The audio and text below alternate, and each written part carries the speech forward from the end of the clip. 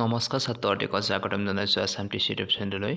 মই যে তোমালোকৰ মাজলৈ লৈছোঁ ক্লাছ 6ৰ অসমীয়াৰ লেচন 8ৰ কুৱেশ্যন আনচাৰ সকলোৱে ভালদৰে শুনি যাব আৰু যদি মোৰ চেনেলটো ছাবস্ক্ৰাইব কৰি আহিব যাতে সকলোৱে এনেকুৱা ভিডিঅ' পাই থাকে আৰু সকলোৱে এটা ছাবস্ক্ৰাইব দিবলৈ অৱহেলা নকৰিব। তোমালোকৰ কাৰণে মই যথেষ্টখিনি কষ্ট কৰি আছোঁ।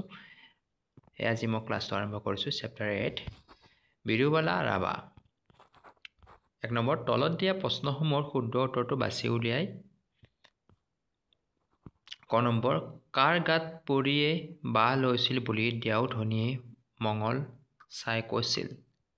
ক নম্বৰ ধৰ্মেশ্বৰ ৰাভাৰ গাত, খ কুমলী ৰাভাৰ গাত, গ বিষ্ণুপ্ৰসাদ ৰাভাৰ গাত, খ দয়ালু ৰাভাৰ গাত। উত্তৰটো হ'ব খ দয়ালু ৰাভাৰ গাত। খ নম্বৰ অসম ডাইনী অপৰাধ প্ৰতিৰোধ নিষিদ্ধ আৰু সুৰক্ষা আইনে কেতিয়া প্ৰণয়ন কৰা হৈছিল। ক 2011 খ্ৰীষ্টাব্দত, খ 2017 খ্ৰীষ্টাব্দত, গ 2015 খ্ৰীষ্টাব্দত, খ 2021 খ্ৰীষ্টাব্দত। উত্তৰটো হ'ব 2015 খ্ৰীষ্টাব্দত। 2 নম্বৰ তলত দিয়া প্ৰশ্নকেইটাৰ উত্তৰ কোৱা আৰু লিখা। ক বিৰুবালা ৰাভাৰ কেনে ধৰণৰ স্বভাৱে সকলোকে আকৰ্ষিত কৰিছিল। উত্তৰ বিৰুবালা ৰাভাৰ নম্ৰতা, সহানুভূতি আৰু সাহসে সকলোকে আকৰ্ষিত কৰিছিল। খ নম্বৰ বিৰুবালা কিয় শিক্ষকৰ প্ৰিয় ছাত্ৰী আছিল।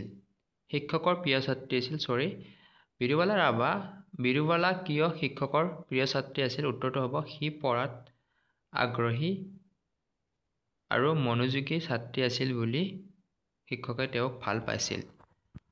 গ নম্বৰ বিৰুবালা ৰাভাৰ লগত ডাইনী বিশ্বাস বিৰোধী অভিযানত অংশগ্ৰহণ কৰা সংগঠনটোৰ নাম কি আছিল। উত্তৰ হ'ব সংগঠনটোৰ নাম আছিল মিছন বিৰুবালা। খ নম্বৰ বিৰুবালা ৰাভাৰ মিছন বিৰুবালা অভিযানক অসম চৰকাৰে কি হিচাপে স্বীকৃতি দিছিল। উত্তৰ অসম চৰকাৰে মিছন বিৰুবালাক এক সচেতনতা অভিযান হিচাপে স্বীকৃতি দিছিল। 19 নম্বৰ ৰাজ্য চৰকাৰে বিৰুবালা ৰাভালৈ কি বঁটা আগবঢ়াইছিল। উত্তৰ ৰাজ্য চৰকাৰে তেওঁক নাৰী শক্তি বঁটা আগবঢ়াইছিল। 5 নম্বৰ ভাৰত চৰকাৰে বিৰুবালা ৰাভাক কি সন্মান যাচিছিল। উত্তৰ হ'ব ভাৰত চৰকাৰে তেওঁক পদ্মশ্ৰী বঁটাৰে সন্মানিত কৰিছিল। 3 নম্বৰ আছে তলত দিয়া প্ৰশ্নবোৰৰ উত্তৰ আলোচনা কৰি কোৱা আৰু লিখা। ক বিৰুবালা ৰাভাই ডাইনী বিশ্বাসৰ কবলৰ পৰা সমাজখন কিয় মুক্ত কৰাৰ প্ৰণ লৈছিল। উত্তৰ ডাইনী সন্দেহত বহু নিৰীহ নাৰীক হেনস্থা আৰু হত্যা কৰা হৈছিল। বিৰুবালা ৰাভাই এই অন্যায় ৰোধ কৰাৰ বাবে সমাজক মুক্ত কৰিবলৈ পণ লৈছিল। খ নম্বৰ মিছন বিৰুবালা অভিযানে ডাইনী বিশ্বাসৰ বিৰুদ্ধে কেনেদৰে কাম কৰিছিল। উত্তৰ এই অভিযানে গাঁও চহৰ গাইডেড আলোচনা সভা সন্মিলন আৰু নাটক যোগে লোকক সচেতন কৰি অন্ধবিশ্বাস দূৰ কৰিবলৈ কাম কৰিছিল। 4 নম্বৰ বিৰুবালা ৰাভাৰ জীৱনৰ বিষয়ে 10টা বাক্য লিখা। বিৰুবালা ৰাভা অসমৰ এটা গাঁৱত জন্মগ্ৰহণ কৰিছিল। 2 নম্বৰ তেওঁ শৈশৱতে সামাজিক অবিচাৰৰ সৈতে পৰিচিত হৈছিল। 3 নম্বৰ তেওঁ শিক্ষাৰ বাবে অধিক আগ্ৰহী আছিল। 4 নম্বৰ ডাইনী সন্দেহত মহিলাৰ ওপৰত হোৱা অত্যাচাৰে তেওঁক আন্দোলনলৈ অনুপ্ৰাণিত কৰে। 5 নম্বৰ তেওঁ মিছন বিৰুবালা নামৰ এক সংগঠন গঠন কৰে। 6 নম্বৰ এই সংগঠন ডাইনী বিশ্বাস বিৰোধী সচেতনতা কাম কৰিছিল। 7 নম্বৰ তেওঁ অসমৰ বহু ঠাইত গাইডেড আলোচনা আৰু সচেতন সভা আয়োজন কৰিছিল।